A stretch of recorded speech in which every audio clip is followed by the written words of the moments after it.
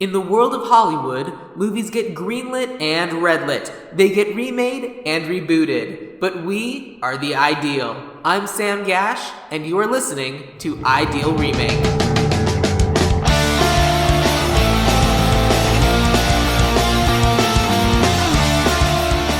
Thank you for listening to Ideal Remake. We take movies that either have been, will be, or should be remade and talk about what the ideal version of that remake would be.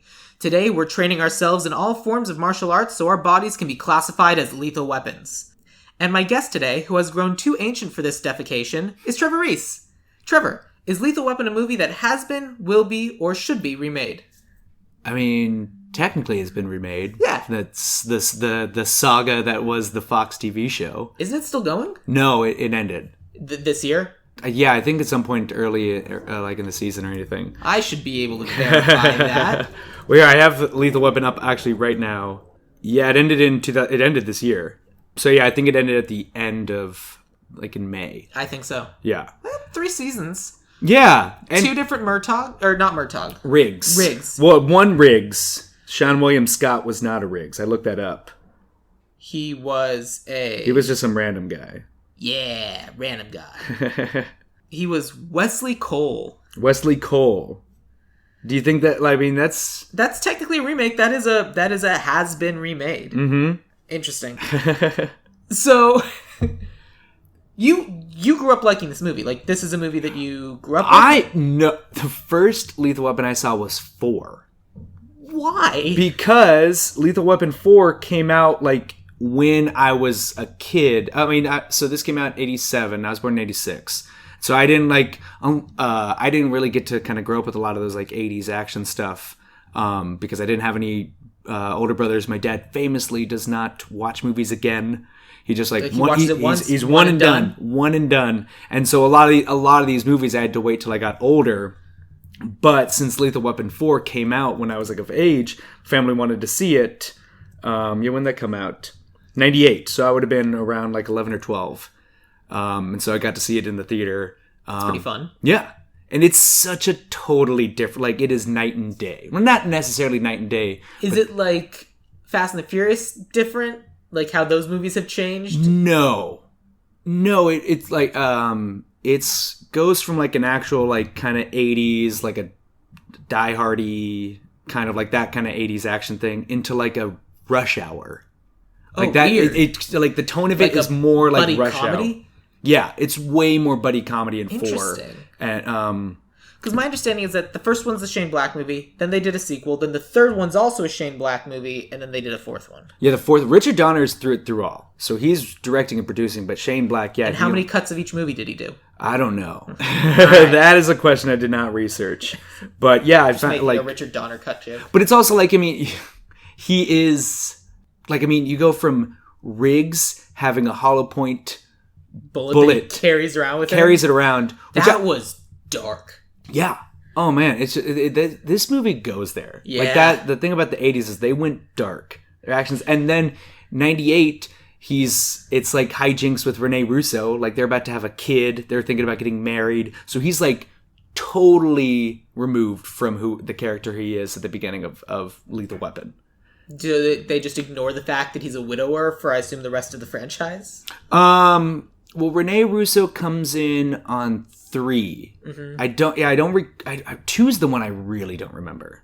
But yeah, 3 is 2 Lethal, 2 Weapon. 3 is Rene Russo comes in on that one. I think that's the first time he like gets a love interest. Got it. And then I think if they make any reference of it, it's in passing. It's in passing to his ex-wife. Well, I mean that's not. I don't necessarily. But it's like you got Chris Rock's in that movie. What? Chris Rock's in it.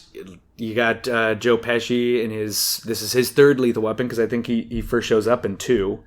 There's so much I don't know about the Lethal Weapon franchise. It's really a crazy series. This isn't the first time I saw this movie, but I definitely saw Lethal Weapon, the first one, for the first time within the past 3-4 years. Okay. Maximum. Because I've mentioned this before, but like I have friends, because I grew up not seeing a lot of movies, so I have friends who are like doing movie nights of movies Sam hasn't seen, and Lethal Weapon was on that list. So it's a good one. It's, you know what's funny? Just because I don't know if you'll edit this out or not, if you want to break We'll break the illusion of it, but we're recording this just before Christmas. Right, which is why we're recording this just before Christmas. Excellent. I was going to wonder, because everyone's always about Die Hard's a Christmas movie, Die Hard's a Christmas movie, don't tell me it's not. And Lethal Weapon is way more a Christmas movie. Like, here's the interesting thing. So I do like a Shane Blackmas episode. So the first year I was doing the podcast, we did Long Kiss Goodnight. Okay. Which I unabashedly love because it's dumb and 80s and super fun. And then last year was Monster Squad, which is not a Christmas movie, but it's a Shane Black movie. And so sitting down to watch Lethal Weapon, I was like, I know it's an action movie. I don't remember, but it's in Los Angeles. Is it a Christmas movie? And then it opens with Jingle Bell Rock. Yeah. And I was like, okay, Christmas movie. And you're introduced to Riggs at a Christmas tree lot. Yep. Like, he's making that Coke deal at a Christmas tree lot. It's great. Yeah, this one, like, so, like, Die Hard, it's an office party in Nakatomi Plaza, or Tower. It's an office party at the Fox lot. Yeah, and this is, like, lives in Christmas. People are saying Merry Christmas to each other all over the place. Time. Yeah. And it's just like, well, I don't understand. Maybe it is just more accepted as a Christmas movie, but it's just like, I don't understand why people aren't... I just don't think people talk about Die Hard more than they talk about Lethal Weapon just in general, because I think if you're comparing the two, Die Hard's probably the better movie. And God forbid I'm going to eventually have to do that episode. Well, when did they come out? Lethal Weapon is 87. Then this is the same year. This kind of is the... Die Hard came out the year after. So everyone talks about, oh, it's Die Hard in space, it's Die Hard in an elevator or whatever. Die Hard is literally Lethal Weapon at an office party. Yeah. It's Lethal Weapon if both cops were Bruce Willis. Basically. Because he's crazy like Riggs, but just like over this stuff like Murtaugh. Well, Riggs starts crazy. Murtaugh gets pushed to crazy. Yes. Which is kind of fun to watch. Like, I'm right on board for just about everything in this movie. Basically right up until the end. When they're like, all right, we're standing in a circle. You want to punch it out? Sure. Yeah. For no reason. This is super dangerous. This guy... That's not true. It lost me when they know this guy is coming and they just set up two cops and they're just sitting there and I'm like, okay, so did you just send these two dudes to die? Because he goes inside, it's like, no one's home but us cops. You knew he was coming. They knew what he looked like. They should not be dead. They should have been prepared for that. Yeah. Oh, there you are. You're under arrest. No. Then he could have killed them. Yeah. Absolutely not. Just murdering people left and right. Yeah. Just Gary Busing it up. This is peak Busey. Oh. This is like prime cut Busey. Because he got into a car accident or something. Like, people like, oh, Gary Busey, he did too many drugs. But no, like, he actually, like, something happened to him. Mm. And I'm not up on my Gary Busey I'm not lore. either, and I feel bad. But he's great, and in this movie, he's phenomenal and legit scary. Yeah, this is like this is such a foundational movie for kind of the three people involved. Like, it really sets the tone of where they're going to be for like the next like 15 years. Like, fair. Because it's like this is what really establishes Mel Gibson as like the leading man he would become. Right. Gives Danny Glover his acting shtick that he's going to stick to, like the old curmudgeon who's really soft at heart. Just time has... Which is why I'm so excited to see him in the new Jumanji movie. Yeah. We'll see how crusty he is in that, only to be warmed up by the end of it.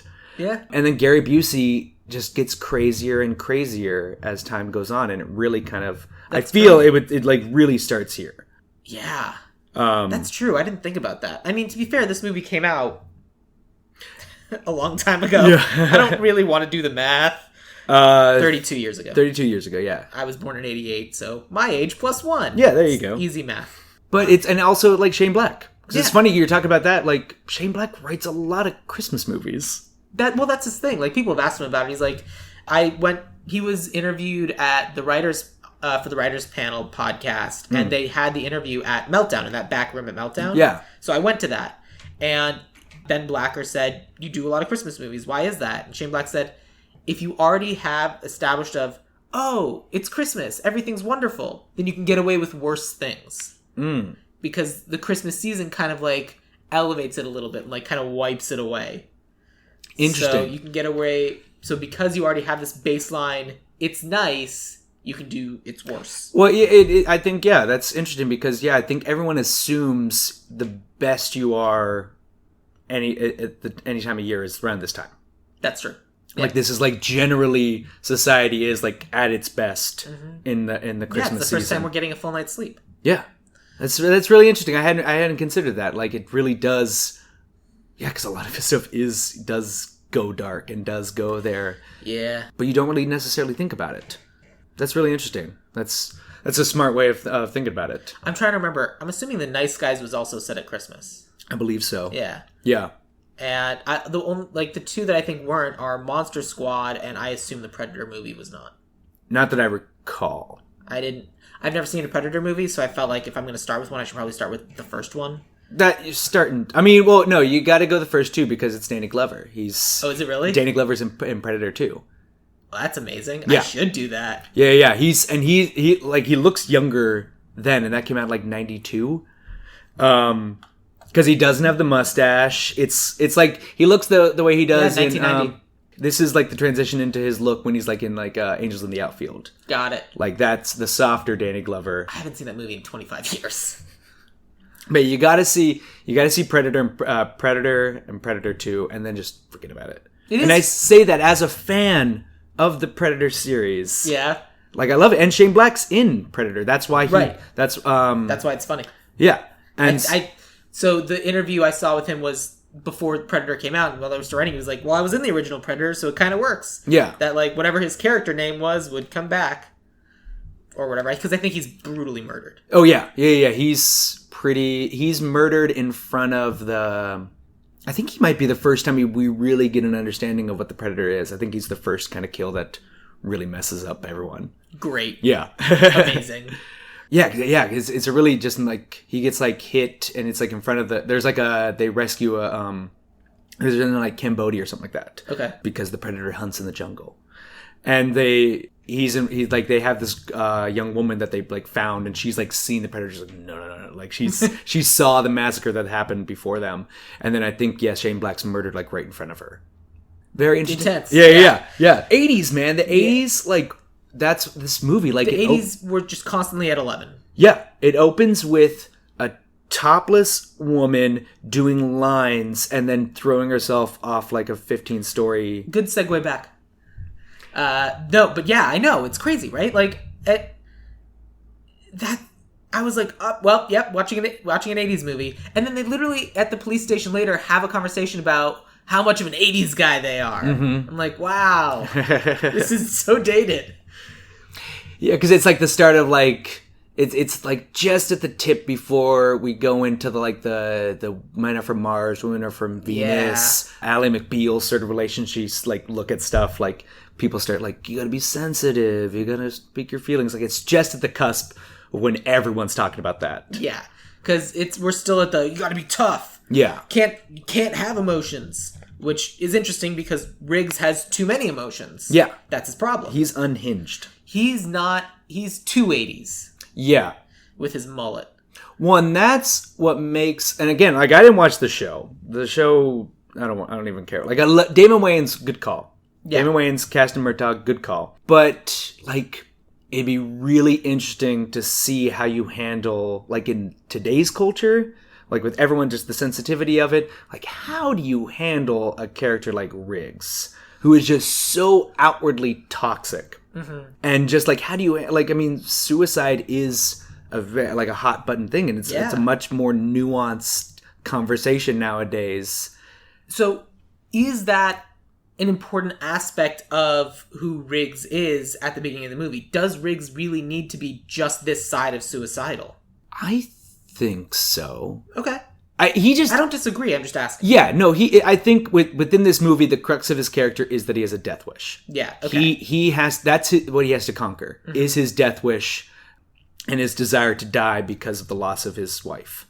Like that really is his character arc. He mentions it in the whole monologue after he jumps off the building, where he says, the only reason I do this, the only reason I don't shoot myself is because of the job. Mm-hmm. And his arc is to find another reason other than the job, because the job's eventually going to fail, then he has nothing to live for. Right. And so, yeah, no, I don't, but I also don't think he needs to be walking around carrying that hollow point bullet.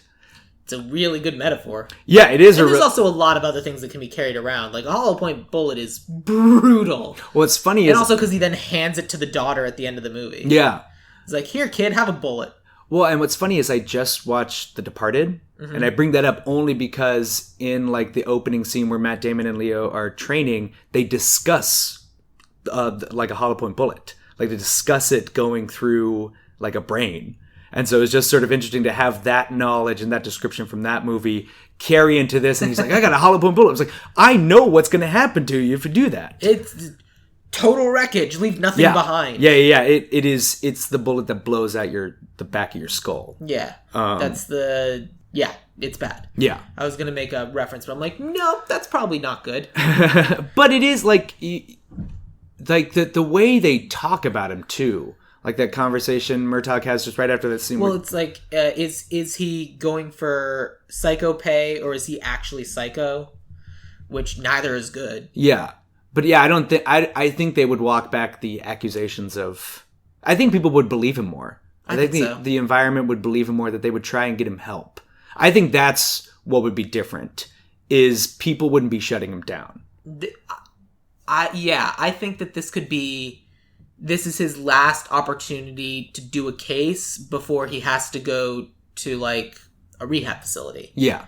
And if you're in the rehab facility, you do not have the job. Yeah. And the job is the only thing keeping him alive. Mm-hmm. So going to a rehab facility would actually kill him. And it's a... Yeah. I think the psychiatrist would be a bigger character in the remake. I think that would be much more of a thing. It's like... there would be much more focus on his mental health if this movie was made nowadays. I think that's true, especially because you need to be sensitive to the other people watching this. Who are Yeah. Yeah. There's no... Like, this is back when, like, suicide was... Like, all, like, death... It was treated the same as any other death in the 80s in these action movies. Of course. Like, it was entirely based on the stock market. Yeah. Anyway. So that's kind of the Riggs arc. What are the other pieces of Lethal Weapon that make it Lethal Weapon? Like, what's the core essence of this movie? The core essence is the friendship. Okay. Good. It's a new friendship that neither of them wanted, but turns out both of them needed. Yeah. Both of these men are incomplete. Yeah. Because... arguably. Well, Murtaugh talks about how he made it 50 years and never rocked the boat, never did anything. And that's why he's still kind of a little... Like, he's just like a beat detective. Like, Riggs teaches him that there are times to put it on the line. And I don't think he necessarily really did. He's just been coasting. He just wants to be 50 years old, have the wife, have the house. I misunderstood that scene. I read that scene. The way he said the line is, I'm 50 years old, I've had this job for 35 years, or 30 years, or whatever. And I don't have a scratch, I don't have a scar on me because I've always managed to not be in this level of danger. Like, I don't know what that means, if, like, because I assume it doesn't mean he ran or anything, but, like, he was always able to avoid being shot at. Yeah. He he kind of hid behind his desk. Okay. I would say. He was a little, like, I mean, we see that he's capable, but I think up until this, like, he's a little bit more pencil pusher. Or maybe even it's the fact that he's also gone it alone, too. Yeah, well, his other partner was just killed, right? Or died or something. I don't remember. I forget. I'm blanking on that. I just remember that he gets assigned a new partner. I don't think anything bad happened because he's kind of just pissy about it. And I think if a partner just died, that it would have held more thing. But he's just talking to his buddy and just pissy, like, another partner. And Hunsaker, his old friend was an army buddy, right? Yeah, he was a Vietnam buddy. Yeah. Yeah. I mean, the fantastic benefit of making this movie again now is that, hey, we also have a constantly ongoing war. Yeah. They'd be Afghanistan, Iraq. Yeah, just probably people from. So, all right. So both Riggs and Murtaugh were in the military. Mm-hmm. Which division would you put them in? I'd keep them the same places they were. Yeah, like Green Berets for Riggs, and then Murtaugh was just Army grunt, right? Like he was. so. Yeah, he was just Army. I think that's good. I'd probably say now would probably be they're probably part of the Iraq War. Yeah. It was made today because they may mention like it's late 60s or something like that Murtaugh met Hudsucker. Something like that, yeah. And so, yeah, that's 20 years in between. So, right, crazily enough, we're almost 20 years out from, like, the Iraq War. So, it'd probably be that. Yeah. Or Kuwait or whatever, like the I don't think it needs Clinton to go stuff. back that far. I think Iraq War, Afghanistan War, things that are 5 to 10 years ago. Yeah, totally work. But it needs to be far enough away that they're more cops than they were ever soldiers. And that, like, that's the only reason I say. I think Afghanistan might be the way to go. Yeah, it'd have to be. 2001 was 18 years ago. Yeah, it would be response to 9/11, I would say. You could even have Riggs be one of the people who, as soon as the attack happened, he joined the military the next day. Yeah, like one of those kind of people. Mm-hmm. And then, but he also has to be pretty fresh out because he can join the military the next day, be in the military for 10 years. And still have 8 years between then and now. Yeah. But it's like Mel Gibson was, at the time of filming, he was born in 56. So he was just 30. 31. Yeah, 31 when it came out. So he's Mel filming, Gibson he's 30. was my age. Great. Again, why... Also looked 15 years older than I looked, but that's irrelevant. Everyone looked 15 years older than they did. It was the 80s. The 80s and 90s, everyone looked older. Everyone looked way older than they do now. But but then Murtaugh could have been someone who was already in the military when 2001 happened, and then he got shipped out. Yeah, like he thought, all right, I'll joining the military for the college thing. Yeah, and then ended up getting shipped out and actually having to be in a war. Mm-hmm. And then you keep the Hudsucker relationship.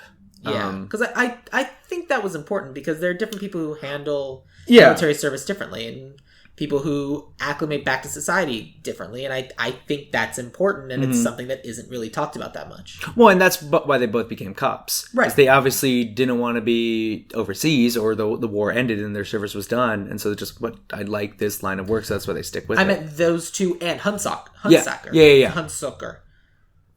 I can do this. Because even that whole ring of criminals with the general... were former military people who just get back and aren't able to be done, or heroin's a good way to make money. Yeah.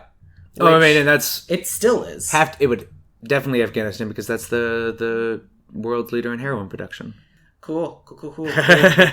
All right, Afghanistan it is. But yeah, no, it's definitely I forget where I learned that, but I've learned that fairly recently. Makes sense to me. But yeah, no, it definitely unfortunately, the world kind of has sort of reverted to a lot of that. A lot of the same puzzle pieces are there for you to use. It's just really just shifting the timeline.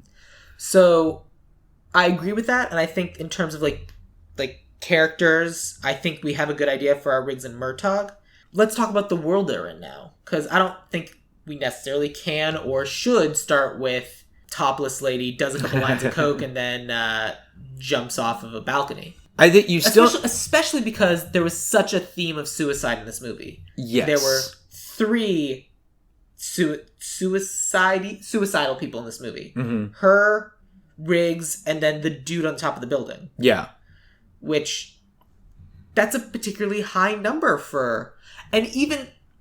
I could even potentially say there's a 4th person in the Gary Busey character in Joshua because, not afraid of pain, even welcomes the pain because, it's a purpose and serving a purpose. Yeah, and it's especially weird that the suicide because she was already, being poisoned. Right. So it's just, from a story perspective, it's just, well, why don't you just, you can cover that up with, an OD. Right. Yeah, instead of, having it be, an active suicide. She wanted out so bad of the situation that didn't unaware that she was already dying and had an escape plan.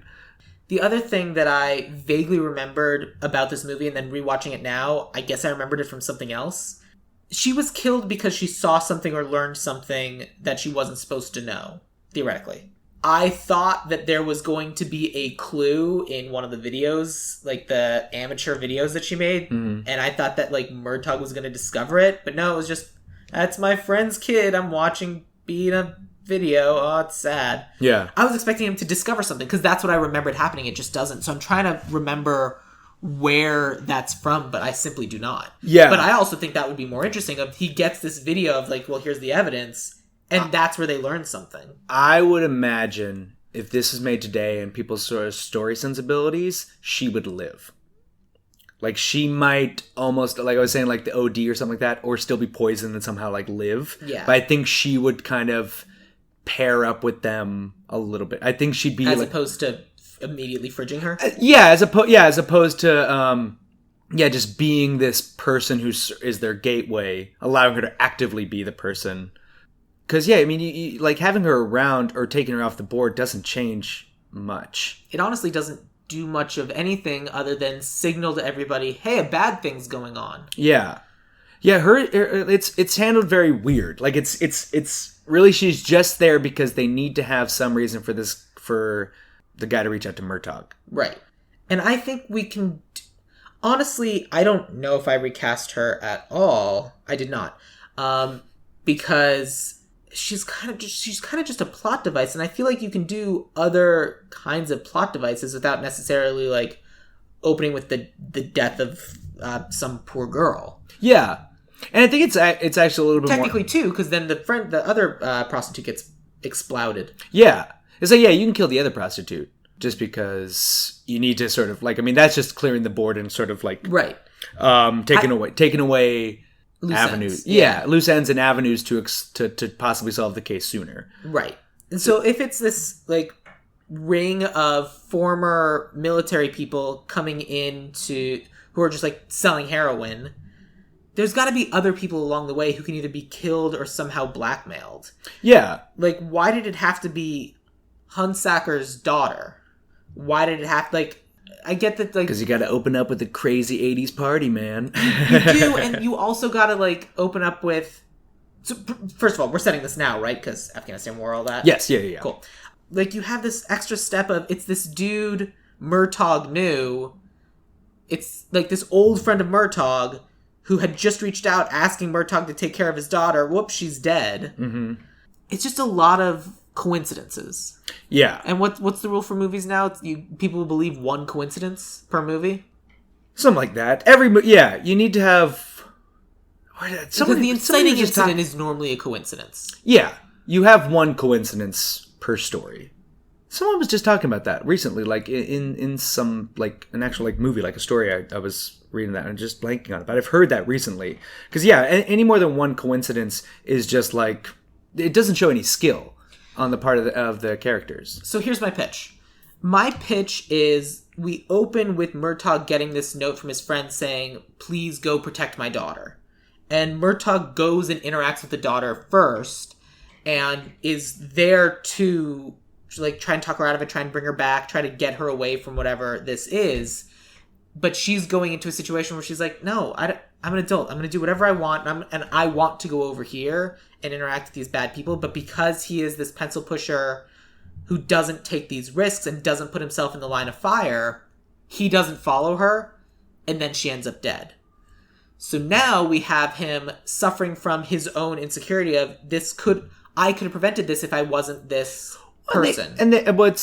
I like that because they kind of allude to that a little bit in the movie anyway. A little bit. Well, but it's more like they both happen at the same time. Yeah, well, it's just like his wife says Hunsacker's been trying to get a hold of you for a couple of days. Yeah. And so that's the guilt. It's a little implied guilt if you put the math together, like, oh, he's been thinking about it for a couple of days. But it's not. Yeah. It works better if it's explicitly stated. That, like how you say it, that Murtaugh can have some guilt.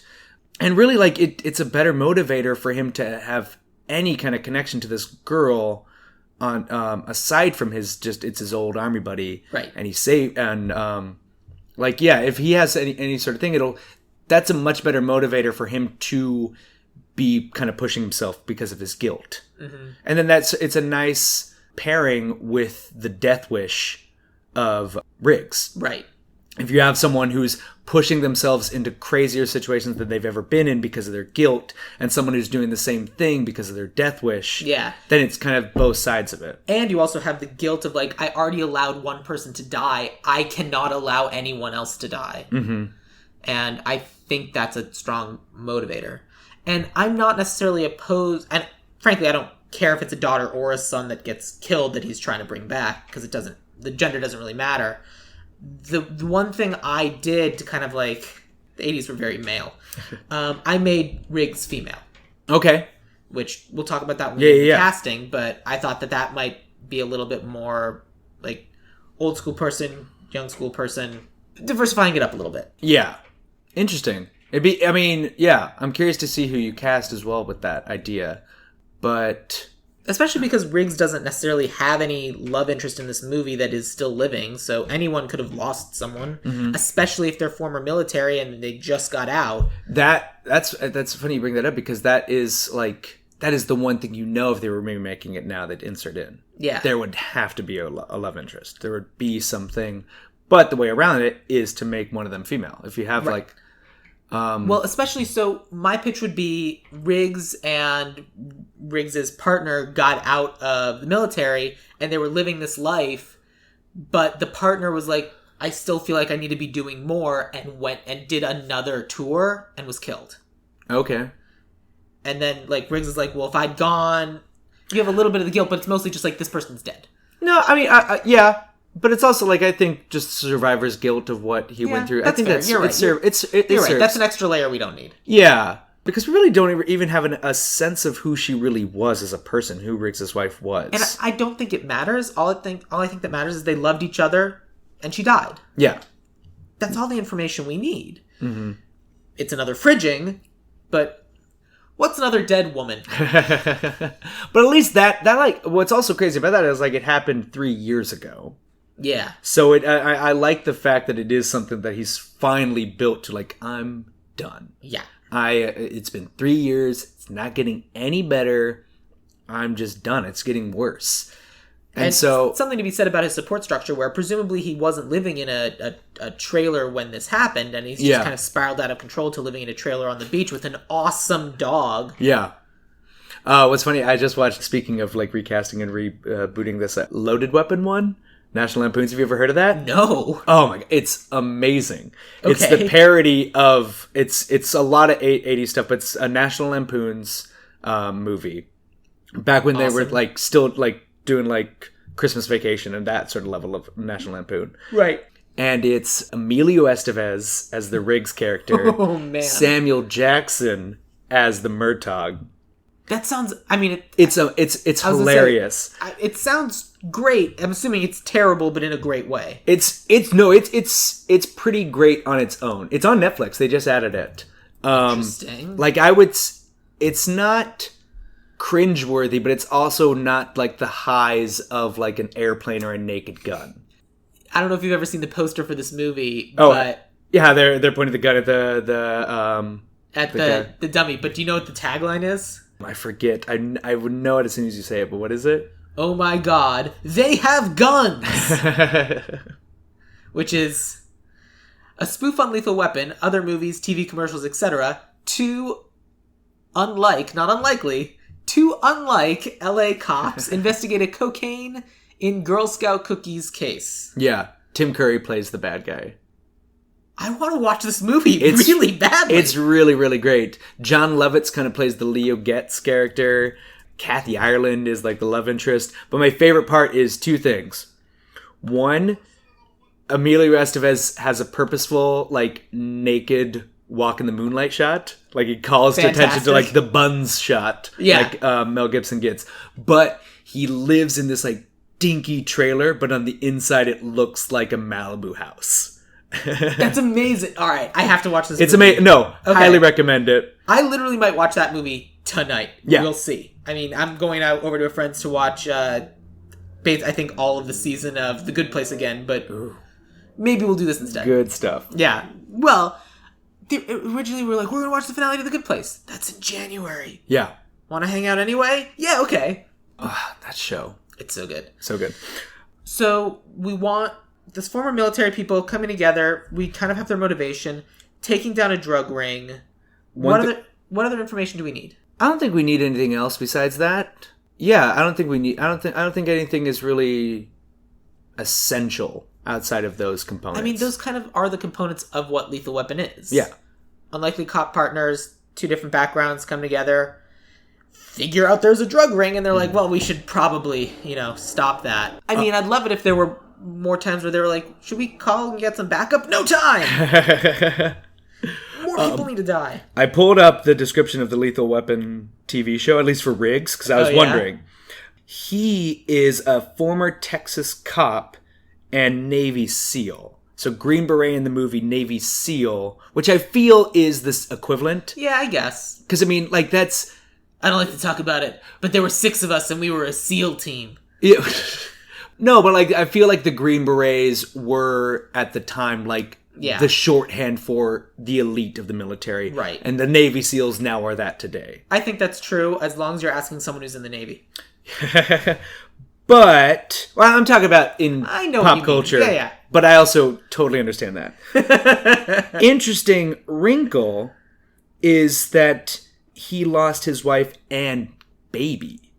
Cool, let's fridge more people. So, yeah, so he lost a child as well, which is like, that feels even more hard to deal with. There's lots of different versions of death motivating a character. There's the lost spouse, there's the lost child, there's the lost child and spouse, there's the lost child, which separates you from your spouse, and they go off to do their own thing, and eventually you reconcile with the spouse. The 80s, a lot of people were motivated by death. People were dying. It's the 80s. Stop doing cocaine. Yeah.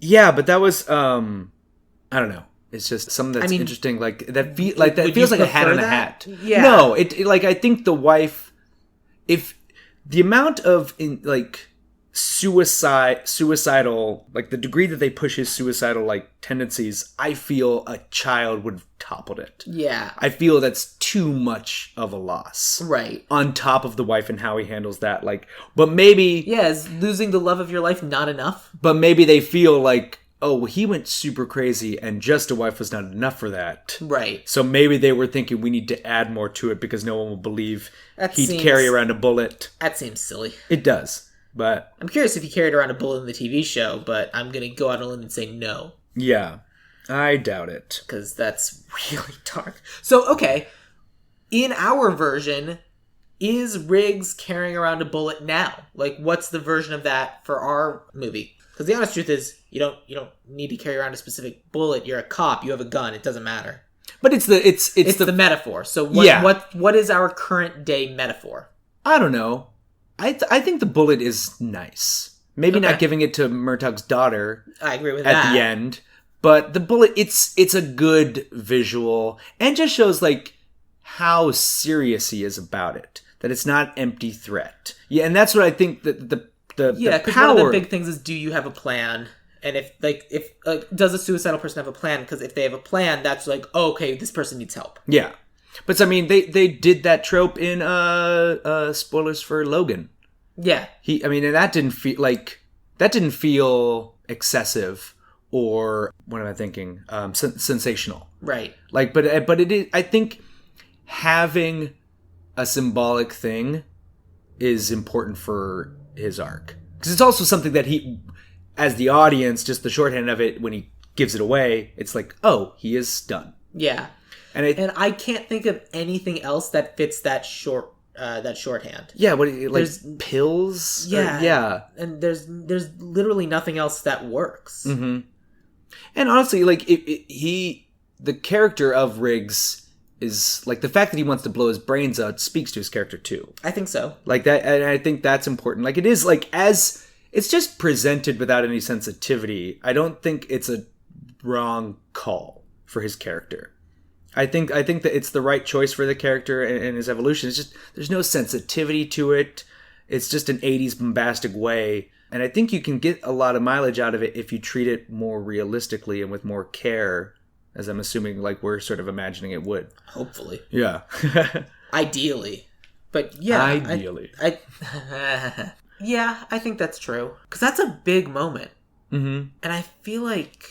Yeah, I agree with you. And it's important. Yeah, you have to believe that he will do it. Yeah, and we, the audience, know because we see him put the gun in his mouth. Yeah. Which had happened prior to that scene, I believe. Yeah, maybe he doesn't need to carry it. He can just, like, mention it or something. But, like... I think it's better if, like... You think having it on him? Yeah, it's like... Because it's always one of those things of what will finally be the thing that allows me to do this. Mm-hmm. And I want to be prepared when it happens. Yeah. There's a cartoon... Oh, Ted from Scrubs. Totally did that. It's like, what's going to be the thing that finally lets me jump?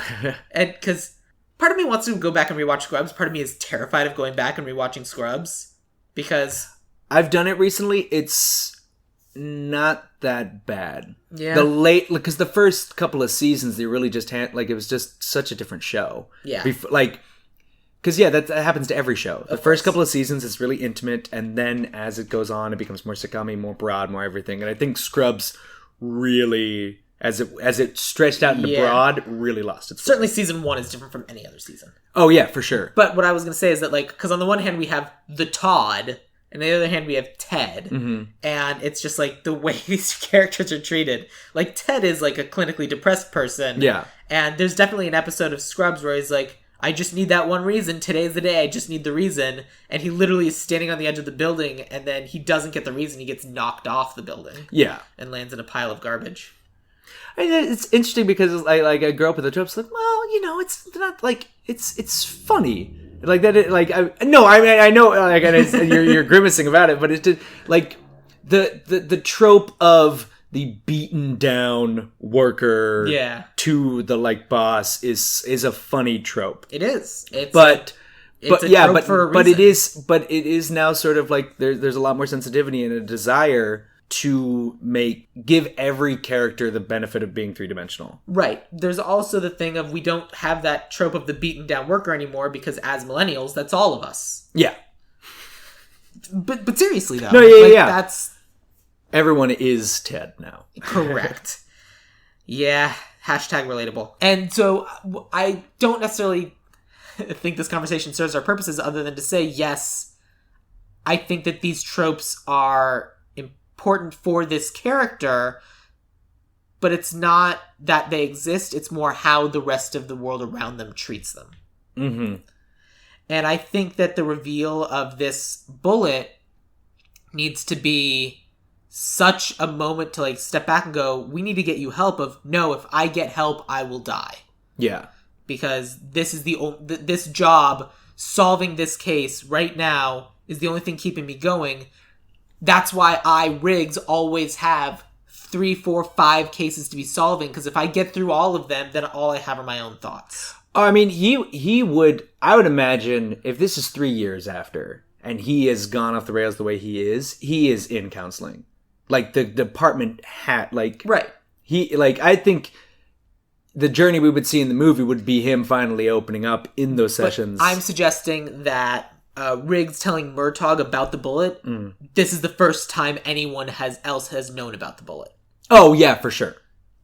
And sure. I think that's important. Yeah, but also I think that it would put, because Murtaugh would keep him 50... Right. Like, that's an older generation. That's an older time. And so you can still kind of have that back and forth and, like, do I need to get involved? Da, da, da, da, da. And even, like, kind of have him learn a little bit of how to operate in the new world and how to... Maybe that could be Murtaugh's arc, like, adjusting it to that and just having him realize how he needs to operate in this new world after coming up in the, I guess, he's 50, so he'd be coming up in, like, the 90s. 90s, yeah. Yeah. I think it's like learning and needing to be involved. You can't just let other people take care of it because they won't. Everyone needs to take, like, if you see something, it's not if you see something, say something. It's if you see something, do something. Yeah. I like that. That's a good arc. And then just in terms of, like, set pieces and explosions, we'll have those. Yeah. That's the fun of this movie is the set pieces, is the action. They get progressively more insane. Mm-hmm. I never understood the logic of what did Hunsaker tell you? Nothing. Cool. Bang. Done. I don't understand why they're torturing them for information. Like, I understand, like, oh, he found out. I get it, but also, like, why are you capturing these people? Either they know or they don't. And if they know, they told their department. And you can't take out an entire police department, I assume. Mm-hmm. Unless that's the plot. Like, they're trying to, like, okay, these are the people that, like, okay, these are the people that know. if he told them anything, it went back to the police department, and the police department knew. So taking out those two guys isn't going to do anything. That's just for fun. We need to take out the entire department.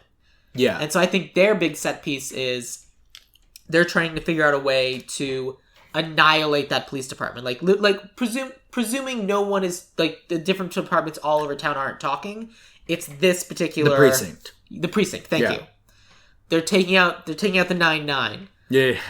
And that's what I think kind of their big... Like, instead of, like, going after just these two dudes, I think they're going to try to blow up the precinct. Yeah. And everyone But it's just like, do we really get that much of a sense of the rest of the precinct during this movie? Like, it's like... No. That'd probably be something I would imagine would be more of a focus too. Yeah. Is filling out the world a little bit more, giving them more... Because really, like, the supporting cast is the bad guys in Murtaugh's family. Right. And so, yeah, I'd imagine they probably... Which is kind of all I cast. Yeah. I think I cast less than you did, so I'll just... When you bring up people, I'll offer...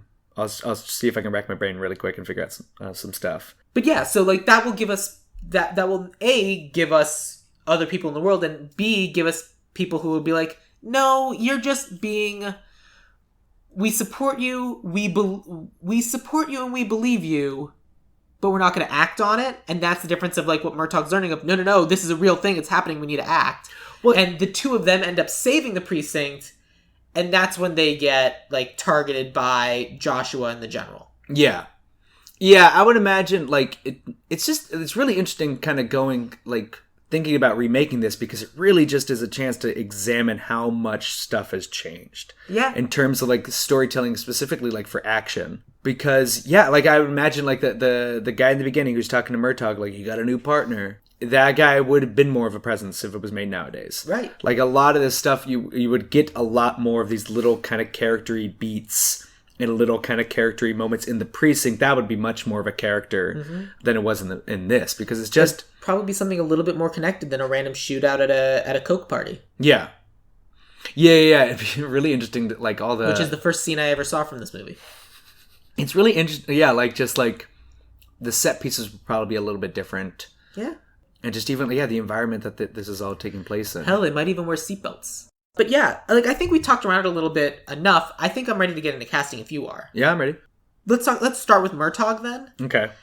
So, the obvious and most fun choice would be to make it Donald Glover. Because he's not related to Danny Glover, and I find that funny.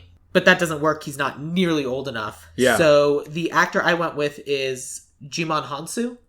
Okay. Jimon Hansu, who you will know from Captain Marvel, he was in Blood Diamond. He is... I'm not sure where he's originally from. He's, like, it'd be interesting to kind of... I don't know if I've really seen him do comedy outside of the like, Guardians and the Marvel stuff. He's good with one-lines, and I don't know if it's his acting or if it's the editing, but he always has pretty good timing, and my understanding is that, like, everyone really likes him. He's originally from Cotonou, Benin in West Africa, to where he moved to France, and then he graced the catwalks of Paris and London. So I guess he was a model, and then he came to the United States to act, and... Amistad was his first, I believe. Like, that's at least what put him on the map. Probably. That was like his breakout. I believe you. He's been in so many things. He's been in so much, but it's like I don't think I've really seen him like in that kind of light parental role. So that would be interesting to see. Yeah, it was my thought. I think it would be just a fun person. He's done like other voiceover things as well, and I'm certain he's been here long enough and he's worked in Hollywood enough that he's done other things and has like a sense of humor. I mean, he's got to have a sense of humor. He's the wizard in Shazam. That's right. Yeah. Which is amazing for me. And that wizard was funny. Yeah. No, that's a good call. It's just, I haven't really like he's seen Bosley and Charlie's Angels. One of the Bosleys, yeah. In the new one? Yeah. All right. Okay. Yeah. Well, But we're talking about just him. Tell me who you had. Well, until I realized he was a little young for the part, like my Donald Glover was Chiwetel Ejiofor. Oh, yeah. Which I think kind of has like a Jimon Houston sort of vibe to him. He does. He would be a good Murtaugh. He's 42, so he's a little young. That's what gave me pause. But if he got married, let's say he got married at 20 and then had a kid at 22, that would be 20. And he's younger. I have nothing against casting Chiwetel Ejiofor. But it is the whole thing. The whole thing is it's his 50th birthday. It's Murtagh's 50th birthday. It is. So that is sort of the whole kind of crucial to the plot. But I could also just lie. True. Although he doesn't look 50. But neither does Jimon Hansu. Jimon Hansu's 55. Yeah. Well, I went with Don Cheadle, which it feels a little like a cheat because he basically auditioned for it in Iron Man 3. Like, tell me that's not Riggs and Murtagh, Tony Stark, and it totally is. Rhodey. Yeah, it's great. So first of all, I love Iron Man 3, and I think I cast Don Cheadle in the Stalker episode. I don't remember. Don Cheadle would also be great. I'm perfectly happy to go with Don Cheadle. But I think it'll also depend on our pairing. Yes. Because so Don Cheadle, Jimon Hansu, those are our two options for Murtagh. I'd say so. Okay. Yeah, I'll put my weight behind Don Cheadle. Then I'm gonna let you go first for Riggs. Here's where you went with gender. I debated, and I obviously didn't end up doing this, race flipping them. Okay. Of the Riggs being black and Murtagh being white. But I didn't end up going with that because there was no real young black actor that like really convinced, like Donald Glover I hadn't thought of. Because I was also just doing random like Google searches of like lists of actors. I've mentioned this before in a previous episode, but I'm glad this is a movie where I don't have to look up children because I'm positive I'm on a list at this point. But tell me about your 12-year-olds, Hollywood. But like, because like Michael B. Jordan, I don't necessarily like know if he can pull off that sort of unhinged. If anything, he's two together. Yeah, he'd be a great Murtagh in like 20 years. Yeah, but I ended up going with Aaron Taylor Johnson. Aaron Taylor Johnson. Kick-ass. Yeah. Lead in the first Godzilla. Weirdly, needlessly buff. But... yeah, I don't know why he's so buff and how that happened, but it did. He was someone I think... oh yeah, he's also Quicksilver. Yeah. That's great. And I think he's got the right tone of charming and unhinged. Because the other people I thought of were Robert Sheehan, who's Klaus in Umbrella Academy. Oh, yeah. He's also in Misfits, right? The English show. And then... he was great. He was so great. But him, his charisma's a little different. I can imagine him being unhinged, but like the charisma... but not like an action star. Different kind of action star. Yeah. It's really just imagining who can fit in that jacket. Who could fill in that Riggs jacket? Yeah. But I flirted with him for a second, and then I'm blanking on the other one. But yeah, Shia LaBeouf was someone I flirted with, but he's way too crazy. He's way too on. But he could definitely pull off that feathered mullet for sure. That is for sure true, and there's no way we're gonna have that in the current movie. What is the modern day equivalent of the feathered mullet? What is the hairstyle that is popular today that will never be popular again? The man bun's the obvious answer, but I think that's a little 5 years ago. Yeah, and I mean, and a mullet, like Superman had a mullet. You have to, like, the mullet had a much wider range than it now does today. Right. Like, formal mullets. People got married in mullets. And you'd have to really, like, man bun is a little too niche. I do not disagree. That is There might not be one. Like, I don't think there's a haircut or something that is the style of today other than a beard. Beards. I think that the craziness of the beards right now, I think we're in a beard phase. Cool. Well, let me pitch my person who definitely cannot grow a beard. The reason why I went with this actress is honestly because they talk about Riggs as being this person who is almost ridiculously capable. Mm-hmm. Like a perfect shot, knowledgeable of so many different forms of martial arts. And I wanted someone who who can do all of that. And I also was going for someone who's kind of on their way up because, like you said, this is Mel Gibson's sort of breakout role. Mm-hmm. Like Mel Gibson, this and Mad Max, I would assume. Yeah, but this is Mad Max put him on the map, and then this is kind of where it was like, boom. This is like, Mel Gibson you are now leading man. So this is an actress you may not have heard of. Her name is Ella Balinska. What is she in? She is in the new Charlie's Angels movie. Oh, okay. Is she the... She's the tall one. Okay. She's the one that is not Naomi Scott and not...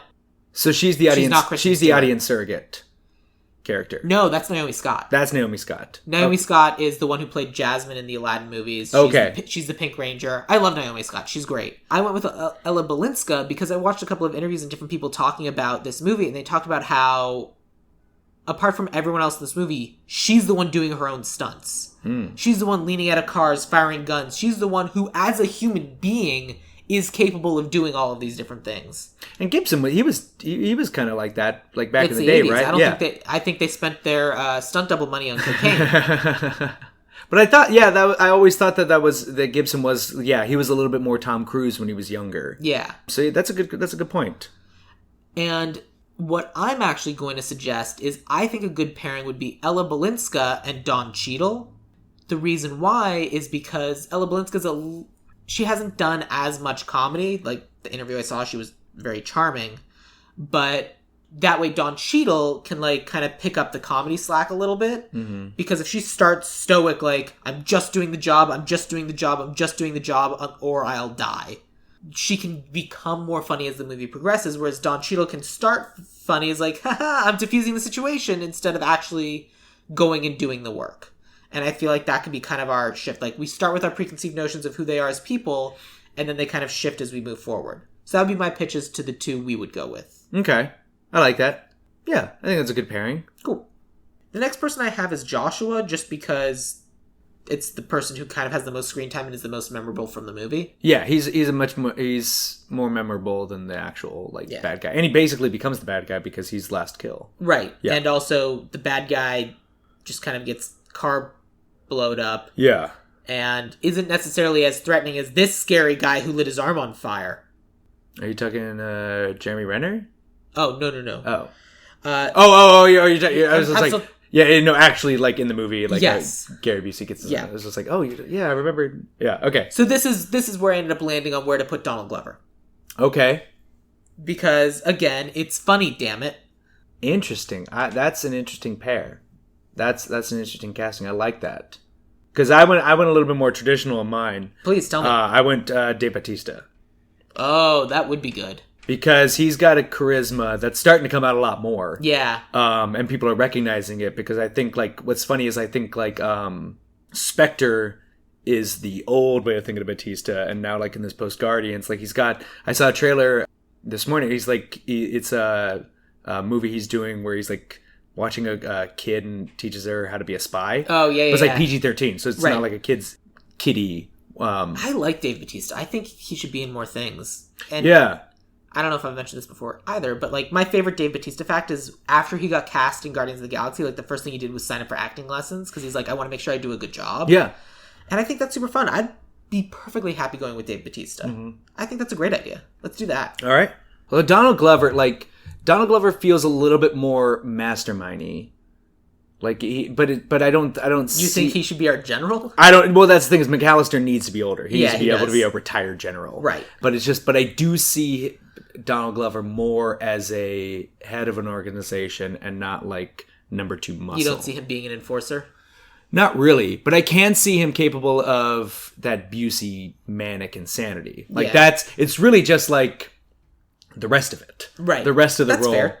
I mean, I cast him for the crazy insanity, but I don't disagree. He's almost too intelligent for it. But it's also like you need to have someone imposing. It's just like I kind of could imagine Don Cheadle and him like. Yeah, Gary Busey was 80s imposing. Dave Bautista is now imposing. Yeah, I think So I think that's the right call, which leads us to the general, Rufus Sewell. I do not know who that is. He is in a lot of stuff that as soon as you look him up, you will know exactly who I'm talking about. He's one of those people. He's just like he has so much that you don't know what would be people's touchstone for it. I'm going through his IMDb, and I've seen The Legend of Zorro. I don't specifically recognize him. Lead bad guy in The Knight's Tale. Did see that. Yeah, he's the prince or something. Oh, fun. Yeah, he's sort of gone a little in the as his career's gone on a little bit more into the VOD market, right? But yeah, no, he's in what is it? It's either Love Actually or the other the Vacation or The Holiday. He's in one of those. Oh, I don't know. I know he's in the new Judy movie. I don't see him in any. Oh, he's in the Holiday. Tourist? He's in The Holiday. The Cameron Diaz. Got it. Kate I see Winslet. what you're talking about. He's the one that Kate Winslet's super in love with, and she's like wasting her life. Okay. I didn't see it. Sorry.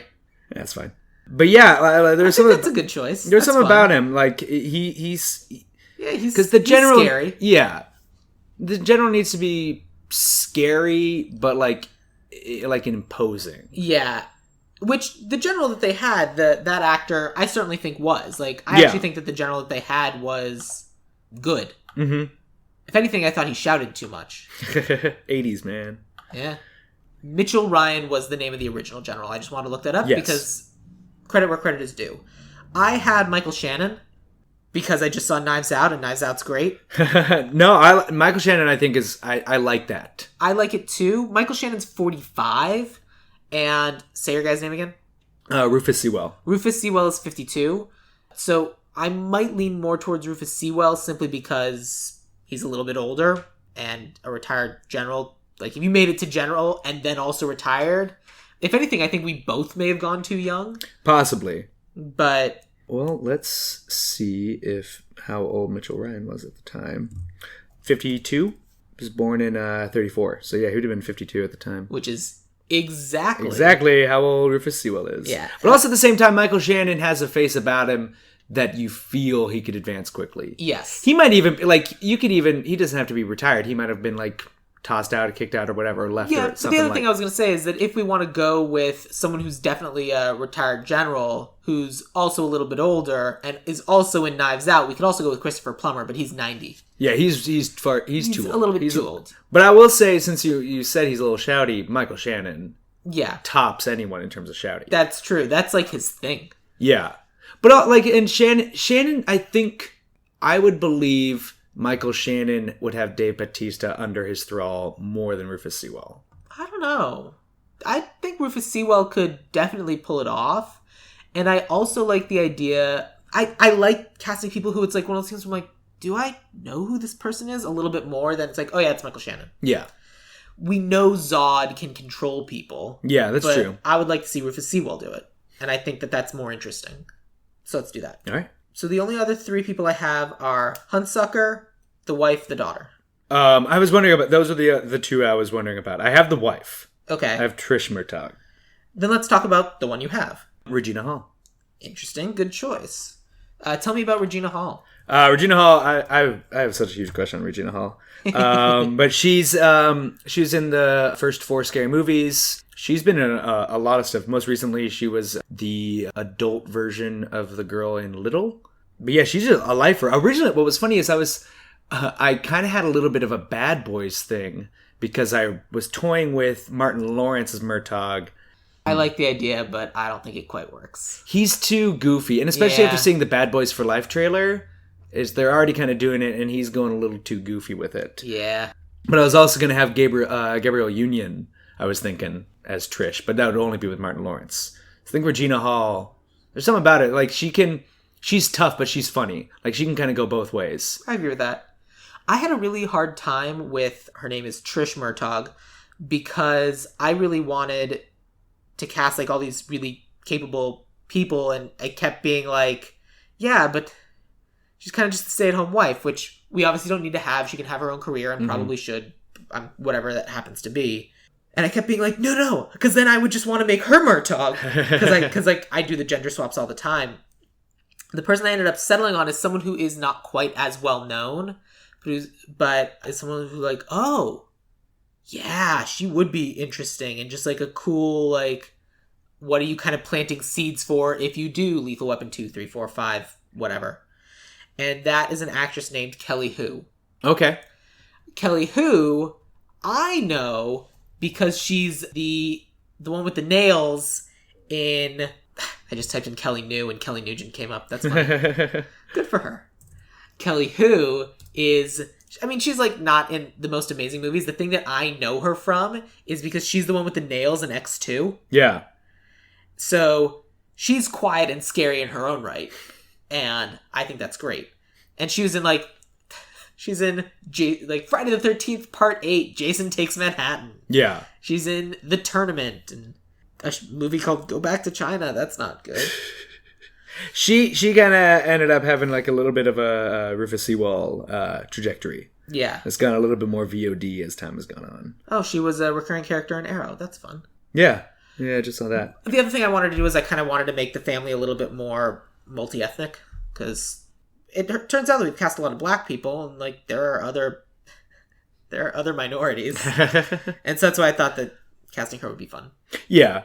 But it is also like, I mean, not to say that other ethnicities don't live there, but it is like a South Central, like LAPD sort of thing. That's fair. And so, but at the same time, that's a fair and safe and good argument. But also at the same time, it is like California has changed, like the demographics have changed a little bit more, especially in LA in like the 30 years since then. It's true. But it is still like a pretty like black and white kind of area with like Torrance and because yeah. I'll give you Regina Hall. But I like Kelly, who I just haven't seen. Like honestly, I haven't seen her in stuff. She hasn't done that much. Which I occasionally like pulling in these people that we haven't heard of that much. But I think Regina Hall's a good one. Then let's talk about the daughter. Let's talk about Rhiann Murtaugh. Well, here's a question for you. Do we keep she has the... We haven't really talked about how she has the hots for Riggs. Sure, I don't see why not. But it's also just sort of weird, too. It's super weird. Like, it's not even a matter of like, oh, now it might be same sex. It's just a matter of just like, it's kind of just every weird. Time they had that scene where she was like giving I'm gonna use this term intentionally, the doe eyes, I just kept thinking about BoJack Horseman. Especially because they have a boat in their driveway. And I was like, oh no, it's a BoJack Horseman. Oh no! So I'm okay if we keep it. I'm okay if we get rid of it. It's super weird. Mm-hmm. I'm perfectly happy getting rid of it. I got nothing against it. Yeah. The one that made no sense to me was they kind of talk about, oh yeah, she's been dating this guy with dimples. And I think we were supposed to be implying that was Joshua. Was it? It sure seemed that way, because then when they describe the guy who did all the murders, it's like, oh, that's the same description as the guy who, like, literally they're describing this guy who's doing these crimes it's like, oh, and is he over in this side of town? Yeah, how'd you know? That's where I live. Mm-hmm. So it sure feels like they were implying that Rhiann was dating Joshua, which is another insane coincidence, and I feel like it makes sense in the script, and then as soon as they put the two people next to each other, they were like, oh yeah, no, he's definitely her father. Yeah. Also. So, I think that we can certainly have this crazy guy, like, targeting the family eventually when, like, he has nothing left to lose. I do not think she should be dating Joshua. No. She could be dating whoever it is in her own age group. Yeah. If anything, she can be dating someone who turns out was a heroin dealer. Yeah, someone who's low level on the... Yeah. Because that's they sort of split the difference with it, where it seems like she's a little bit of a bad girl, but it's also just... Like, her relationship is really just all about, like, with Murtaugh. And it's splitting the difference of, like, my daughter's kind of becoming a little bit of a bad egg wild child, but also my daughter is becoming a woman who is independent. Like, they don't settle on one, so it sort of muddles the whole thing. They walked a line that made me feel a little bit uncomfortable, because, like, it's like, oh, she's, whatever, 16 or 17, possibly even 18, I don't know. But it's definitely like, this is the daughter. Mm-hmm. And then they do scenes where they're like, I'm super into Riggs. Hey, Dad, look at my sexy dress. Yeah. And then they, like, basically put her in her underwear for the final, like, runaway scene. Yeah. And I think that they were like, well, this is the way it's scripted, but I think even they backed away a little bit, and it was more just, like, boy shorts and a tank top. I mean, it's really just interesting that the most objectified group in this movie are the daughters. Yeah. And that's... The young women. Mm-hmm. And that's a problem. You know what?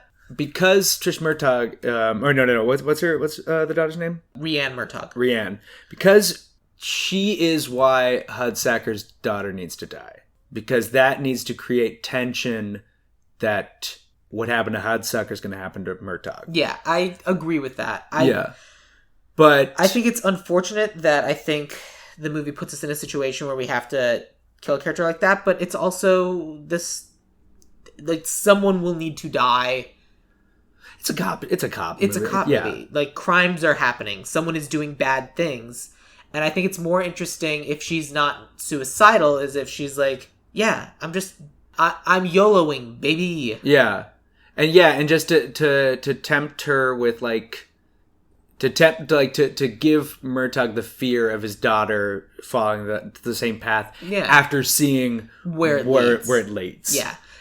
And I also would think, oh, she's kind of dating this guy who's super charming, and then we just find out, I had no idea he was doing that. I just thought he was cute. Yeah. You didn't do any, like, I thought you kids could, like, internet stalk people and find out all about them. Like, not a thing. He's not going to put on Facebook that he sells heroin, Dad. Well, I would, like, one of those. Yeah. I would just say kind of focus more on what would make it clearer, and you can utilize a lot of the stuff, is just, like, make it more about Murtaugh's struggle with his daughter becoming an independent woman, becoming a woman, becoming an adult, and struggling with like, oh god, like she's like you know, like I remember when she was this tall and not sexualized in any way. Yeah, but because like now a real thing, and now there would be a lot more, like we would want to. I would think there would be an attempt to give her perspective on stuff. Yeah, of course. She wouldn't be just this cipher of father fears. Right. It would really, her agency would be like, Dad, I'm going to do this because I'm going to do this. I'm a woman. It's 2019. Women could do anything men could do, sort of like thing. Like, not like, not this. As another man, I agree with you. It's 2019, and I think, like, people wouldn't go in for the, like, oh, no way my daughter's wearing that in my house sort of thing. That sort of lazy cliche, like, shorthand doesn't work anymore. And so making it be about her achieving her own agency. But people still sometimes feel that way, and I think ignoring that people feel that way, I think, is a mistake. And I agree with you. I think it's good to be like, this is an uncomfortable thing fathers sometimes have to deal with, and acknowledging that either that any kind of child is eventually going to be an adult and make decisions that they themselves might not be comfortable with, but is their decision to make. Yeah. I mean, I'm saying that as one person in Hollywood to another. But it's also just like, I don't think people go in anymore for like the cliche of keep her locked up till she's 18. Yeah, but also like the pseudo victim blaming of it all too. That's also true. It's also like he calls it grass, like marijuana, like the paranoia of stuff like, oh, if you go out and party, all this terrible stuff happens to you. Yeah. And I don't think people go in for that anymore. I don't think they go in for that sort of scare tactic storytelling as per se, the way they would here. So just making it like, if you continue down this path, it's going to be bad for you. Just be a good girl is not going to work. I agree. So if you make it just the agency part. Cool. So who'd you cast? I got no one because I don't have these two people. All right. So the actress I have has done some Disney stuff and has done some voiceover stuff. Her name is Skai Jackson. Skai spelled Skai. She's currently 17. Okay. What has she done? She is known for... She's one of the voices in Arthur, in The Rebound, in Bunked. She's going to be... I'm trying to find things where... She's in G.I. Joe Retaliation. She's Roadblock's daughter. She's been kind of like the young girl who's been cast a bunch of things. She's like Library Girl #1 in Arthur. Okay. She's Museum Girl. She's Destiny Age 3. She is in Bunked, which is, I think, a Disney or a Nickelodeon show. She's in 58 episodes as Zuri Ross. Okay. Bunked is a Disney show. She was in 98 episodes of the TV show Jessie as Zuri Ross. All right. I guess Bunked is a spin-off of Jessie.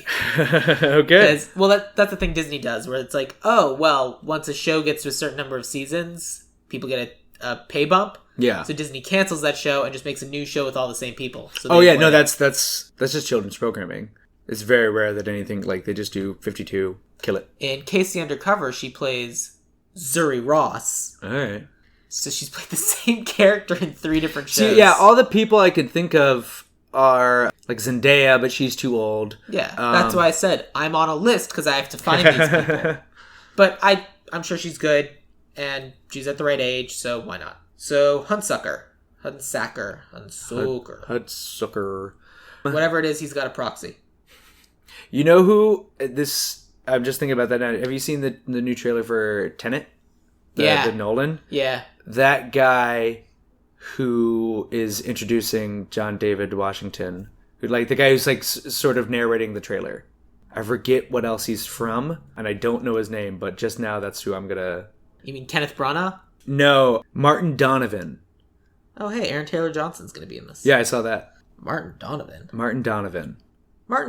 from Big Little Lies. And Vice. He's sort of just been a career white guy. Yeah. Like in movies. I mean, the guy I have is also basically a career white guy. The guy I have is John Slattery. Okay. I love John Slattery. Is in Spotlight. I mean, he also kind of can do the wry thing. He's in Ant-Man. He's in Captain America: Civil War. He plays Tony Stark's dad, for anyone who doesn't know who he is. He is very charming. He's 57 years old. I don't know if that matters. I mean, he looks older than he is, right? Because he's rocking the Steve Martin. Yeah, he's a Steve Martin guy where he just went white, super young. I like John Slattery. That's good. I like that. Then that's it for casting. The only thing that leaves us with is writer and director. I couldn't settle on a writer. I wasn't able to really kind of lock down who I wanted, but I was kind of thinking maybe... For writer? For director. Let's get to director in a second. Okay. Writer, I don't really have anyone. I'll For writer, I have a writer named Tom O'Connor. And the reason why I picked him is because he wrote The Hitman's Bodyguard. Okay. So he's kind of a writer on his way up as well. And The Hitman's Bodyguard is a buddy cop movie between Ryan Reynolds and Samuel L. Jackson. And it's great. It's not a good movie, but it's a super fun movie. And it's like the back and forth and the repartee and like the action sequences and everything. And to the point where they're making another one. I think it's going to be called The Hitman's Bodyguard's Wife. Yeah. And I just thought it was fun. And he's doing other things. Let me verify that. No, but that's good. I think that's a good tone. Because I can't really think of who's doing like those kinds of movies now to kind of. And because I think some of this is going to live and die with the director, and I feel like hey, people on the up. So Tom O'Connor, which brings us to director. So tell me who this person you had in mind was. Rian Johnson. Interesting. I just thought like he can kind of capture the tone and give it some good action because I like old Rian Johnson. Like, not to say like I haven't seen Knives Out yet. Here it's amazing. Here it's amazing, but like Looper and Brick and those the old stuff. And I think like it kind of what's fun about Lethal Weapon that you lose with each subsequent one is it feels like same with Terminator. It feels a lot smaller. It was 15 million and ended up grossing like 120. Yeah. And so I like someone who can make it feel a little more contained, but knows how to make a big budget. Sure, I agree with all that. I think I love Rian Johnson, so I think that's a great idea.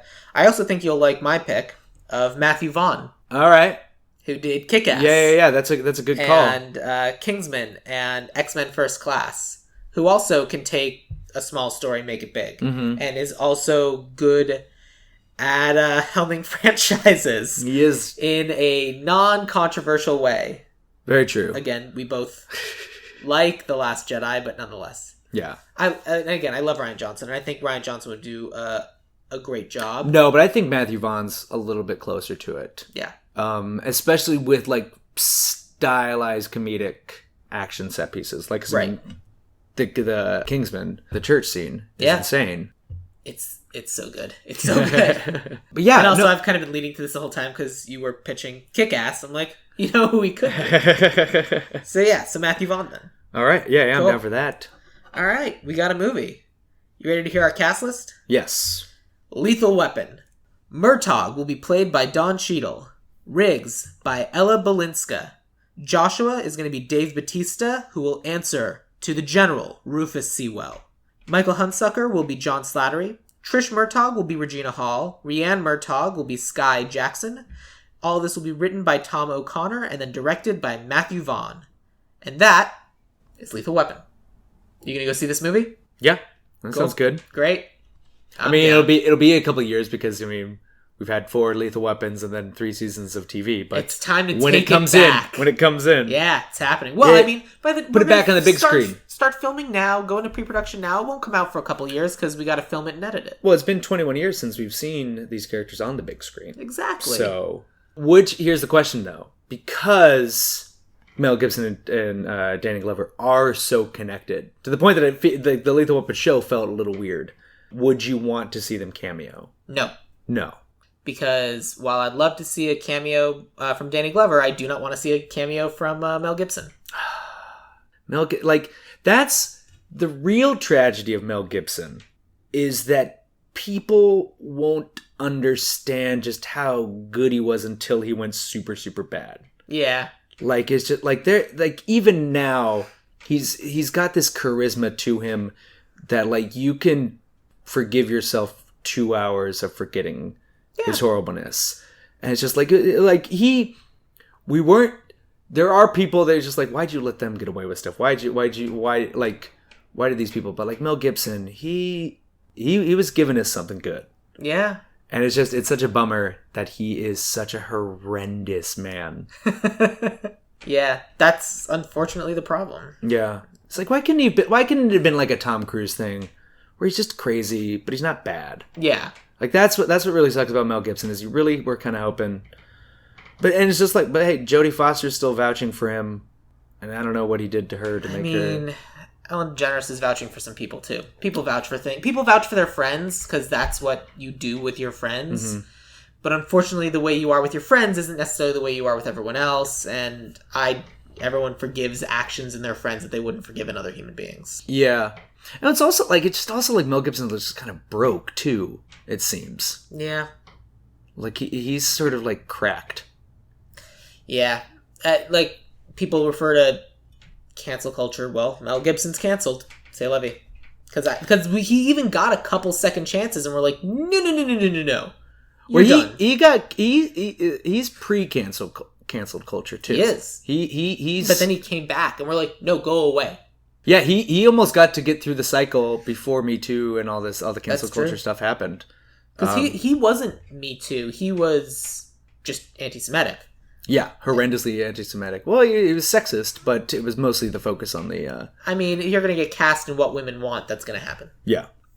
But anyway, Trevor, now's the time. You should promote some things that you're working... As the perfect follow-up for that, what's a palate cleanser? What's something completely unrelated to anything else that's super nerdy that you like? One thing that's crazy right now, because I've gotten the best in both worlds on it, is Watchmen. That's something nerdy. Oh, yeah? The Watchmen show was amazing, and then they were doing a Watchmen totally separate comic book that ended the complete opposite, awful. Oh. Doomsday Clock. It was horrendous. It reads like fan fiction. Oh, no. Well, I mean, it is. And it's Jeff Johns, who's one of the most prolific writers at DC Comics, and it just lands with a thud. Oh, It also took 2 years to finish because it kept getting delayed. Yeah. And it started November 2017 and ended this past week, 4 days after the finale of Watchmen. That's wild. And the Watchmen show was so good. And is it a complete story, the Watchmen show, or are they going to be doing a second season? If they are doing a second season, it will be anthology-based. Lindelof has said, if they're doing a story, it'll probably be without me because I set out to tell this story. And I have no plans of... I have no story beyond this. Wow. Lost people are being really good about finishing stories this year. Well, you know what's funny? It's really... Now that Watchmen's out, and now that Star Wars is out, really kind of see that maybe it was the J.J. Abrams side of things that tanked Lost, and not Lindelof. Maybe Lindelof's why it wasn't a horrendous mess, just a cheap finale. Hard to say. Because the leftovers, Lindelof's work on HBO has just been phenomenal. So good. But yeah, it just kind of makes a question maybe. And now with Star Wars, just maybe it was J.J. Abrams that was the... Maybe we should just give him the whole trilogy to Rian Johnson.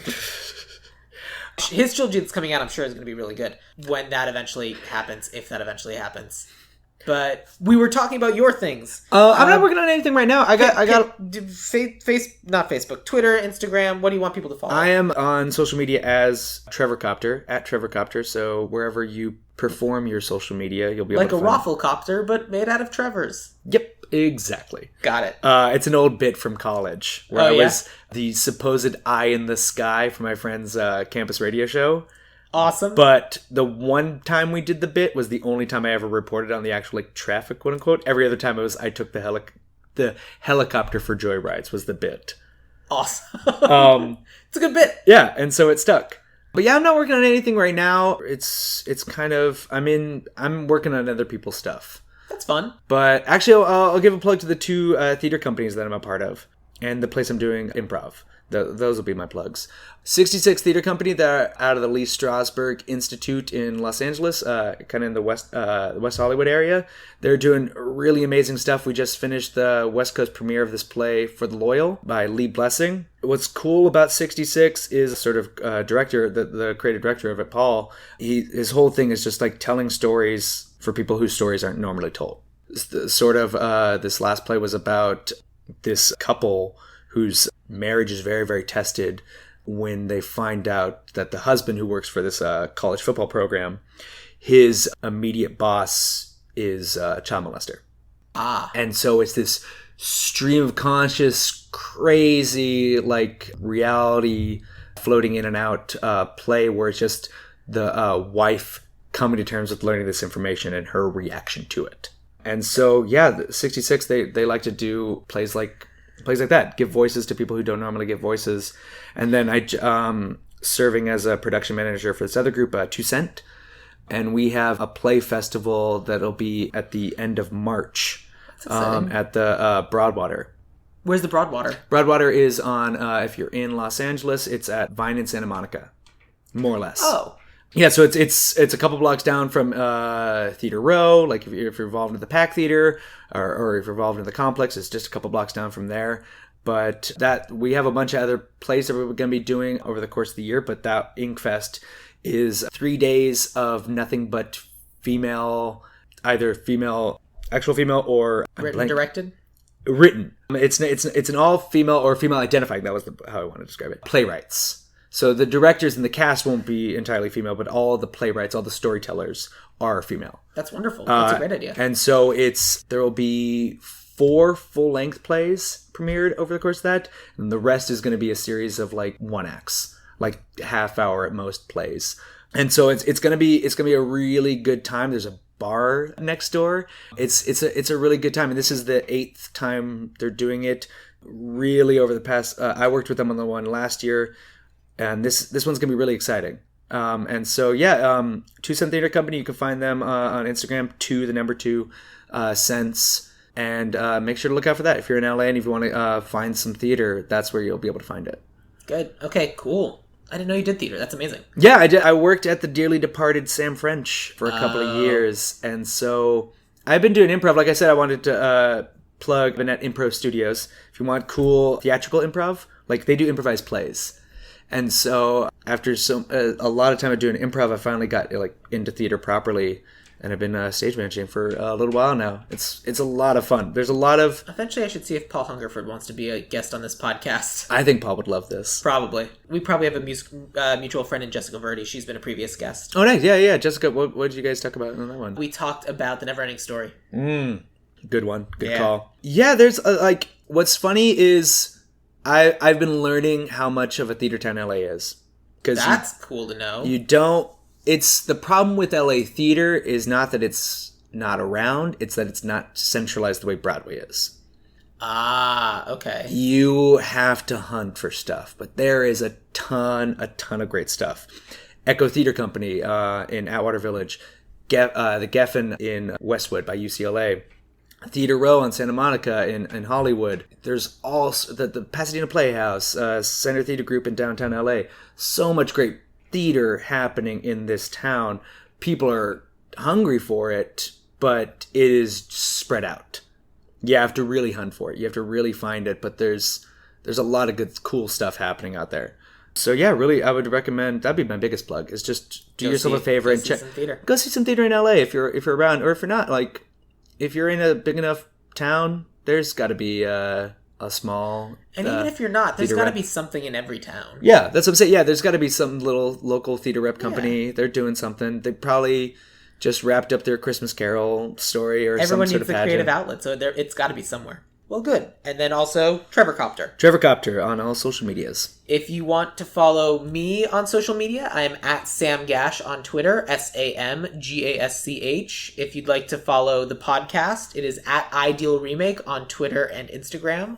Or join us on Facebook at Ideal Remake or Ideal Remake Podcast. If you've got the time this week, since we're not going to be... This is actually the last episode proper of Season 3. Of Season 2 before we do Season 3 in late January. Woohoo! We did it! Yeah. Oh, this is the finale? This is the finale. Why didn't you lead with that? Shane Blackmas is the finale every time. And then we're going to be coming back at the end of January with the movie Pet Shop, which is a movie about aliens that land and sell these kids crazy alien pets, but also try to kidnap these kids and take them into space. It is wild, and Austin Badgett is my guest for that episode.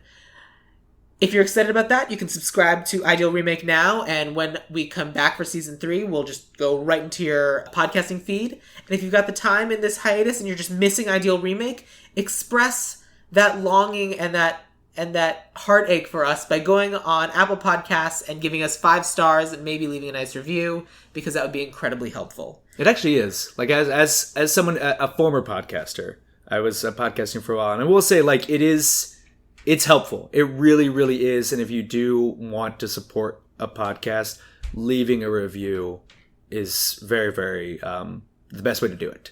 Like, more than a Twitter shout out, more than that, getting a review up on iTunes, just it'll draw more attention to the podcast. So wonderful. Yeah. Great. Okay, good.